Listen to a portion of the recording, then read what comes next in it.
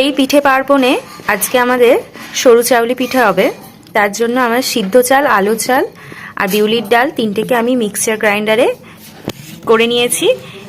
এই যে এর উপর আমি গরম জলটা দিয়ে দিয়েছি, দিয়ে এবার এটাকে খুব ভালো করে মাখিয়ে নিতে হবে। একটু একটু পাতলা হবে, কিন্তু খুব পাতলা না, একটু ঘন ঘন মতো করতে হবে। এই যে এইভাবে আমরা মেখে নিয়েছি অনেকটা। এই যে সরু চাউলের জন্য আমার প্রিপারেশন রেডি হয়ে গেছে। এই যে এইটা এবার আমি একটা একটা করতে থাকবো। এই যে আমি ননস্টিকের কড়াটা দিয়ে দিয়েছি। এবারে সরু চাউলি পিঠের জন্য আমি এতে কাপে করে 1 কাপ দিলাম,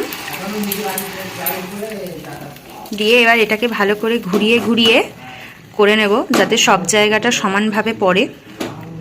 এটাকে আমি এইভাবে ঘুরিয়ে ঘুরিয়ে করে নিয়েছি। এটাকে এবার একটু বেশ ভালো করে হিট দিতে হবে, দিয়ে তারপর এটাকে আমি তুলে নেব হয়ে গেলে। এই যে আমার সরু চাউলির একটা পিঠ এখানে হয়ে গেছে। এই যে আরেকটা পিঠ এইরকম হয়েছে, এই দেখুন দেখতে কেমন হয়েছে। যে এইটাকে এইভাবে দিয়ে দিয়েছি আমি। সরু চাউলির আমার একদিকটা হয়ে গিয়ে আবার একদিকটা হয়ে গেছে, এই দেখুন। এই বাইরটা খুব ভালো লাগছে। আজকে আমাদের সরু চাউলি পিঠে এই যে রেডি হয়ে গেছে। এই যে আমাদের গুঁড়ো আছে। এইভাবে আমি এবার এটাকে গরম গরম সার্ভ করে দেব।